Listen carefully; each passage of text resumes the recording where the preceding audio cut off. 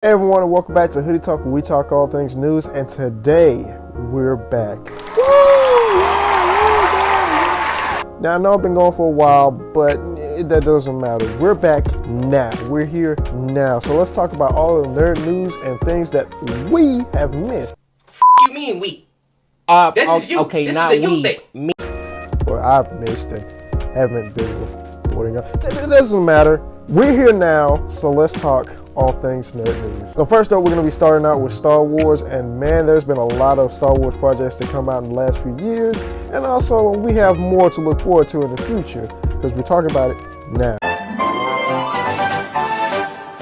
So first up, we're going to be starting out with The Mandalorian seasons 1 and 2, and man, those seasons have been amazing. I just love the whole Western style, the vibe they're going for. It was just epic. It was epic. So just in case you've been living under a rock, The Mandalorian follows Din Djarin, the Mando, and Baby Grogu finding their way through the galaxy. Now, Din Djarin's original plan was to take Baby Grogu to his people, the Jedi, but if you know Star Wars, things don't go as you planned. So Mando finds himself fighting all these odds just to bring back Baby Grogu to his people, but it doesn't seem to work out. And if you watch the Book of Boba Fett, you would know that Baby Grogu doesn't want to be with his people. He wants to be with his father, Mando. And I, for one, can't wait to see more of Papa Mando in 2023. And speaking of Book of Boba Fett, let's go ahead and jump right over to that show and let's talk about it. So the Book of Boba Fett finds Boba Fett after the events of Return of the Jedi and after the events of Mandalorian, seeing Boba Fett as we never seen him before, taking over Jabba's palace and his territory. And with a new territory comes new problems, and a lot of people know what problems I'm talking about. Cad Bane being one of them, and us prequel fans know that Cad Bane is one of the baddest around. Now throughout the Book of Boba Fett tries to take a peaceful approach to things rather than, guns a-blazing. Like a panther. Yes? Because if you've seen him in Mandalorian Season 2, you know that he's not playing.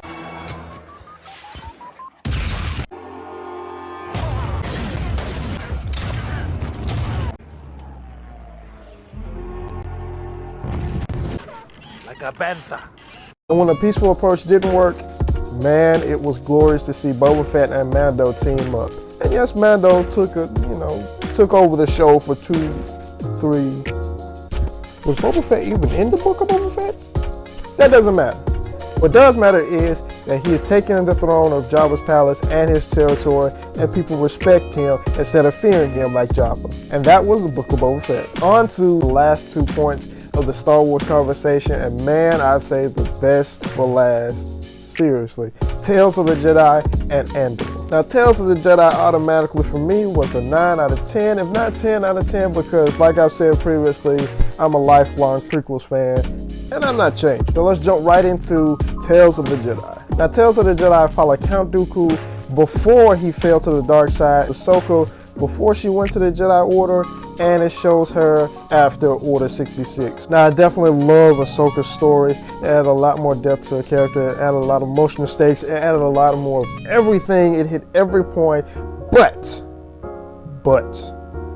it was Count Dooku's story that really impacted me and hit home.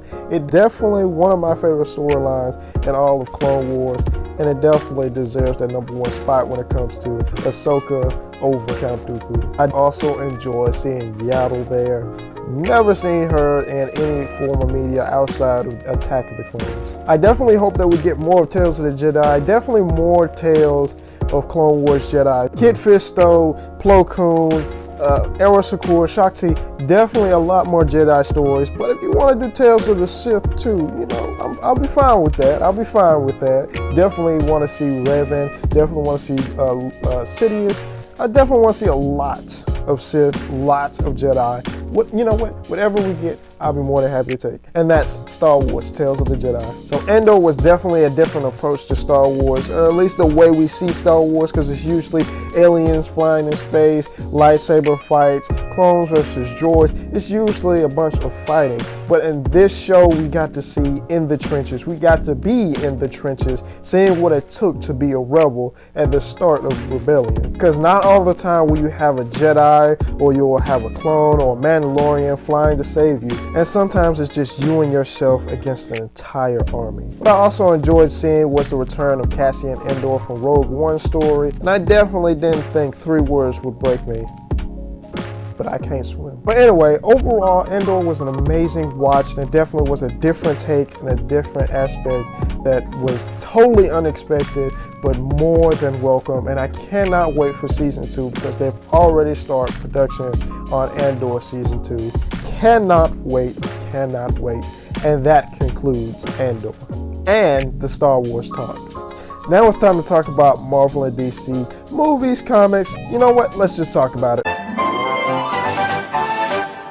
Now I'm gonna run through Marvel real quick, so let's get to it. So Marvel has been killing it with their TV shows and movies, and this list definitely isn't excluded. We have Moon Knight, Doctor Strange and Multiverse of Madness, Miss Marvel, we have Black Panther, Wakanda Forever, we have Thor, Love and Thunder, and we have She-Hulk. All of these movies and TV shows are great in their own way, but I definitely enjoyed Doctor Strange and Multiverse of Madness, Black Panther, Wakanda Forever, Moon Knight, and She-Hulk the most. And Miss Marvel was definitely a surprise to me because I liked it a lot more than I thought I would.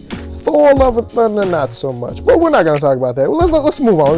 Now, DC has been a little slow with their movies and TV shows, but Batman and Black Adam definitely make up for their slowness with their quality of the movie. Out of the 2, Batman being my favorite. So quickly before we move on to our next topic, I definitely wanted to talk about some of the comics that I picked up this year by Marvel and by DC. And one of my favorite storylines that's going on right now over on Marvel is Edge of the Spider-Verse, seeing all the Spider people come together, seeing the introduction of a lot of new Spider people. One of my favorites, of course, being Spider UK and Felicia Hardy Spider-Woman. There are a lot more, but those 2 are my favorite right now. So over on DC, one of my favorite storylines that's going on right now is Batman and Superman World's Finest. Now, I definitely love seeing Batman and Superman coming together, but when they fused, it was definitely a sight to behold, and I can't wait to see more of the fusion between Batman and Superman and a splash of Green Lantern. Another one of my favorite storylines over at DC is Deceased, and I definitely am enjoying it. Another one of my favorite storylines over at DC is Deceased War of the Gods. It has definitely been a fun ride seeing them in this zombie apocalypse scenario, seeing my favorite heroes and some of my favorite villains work together to stop the zombie apocalypse. Definitely loving the zombie amalgamations. Just a lot is going on, and I cannot wait to see more. With that ends the Marvel and DC discussion. Lastly, let's go ahead and talk about anime, some of the stuff that I'm watching, some of the stuff that's on my watch list. You know, let's go ahead and talk about it.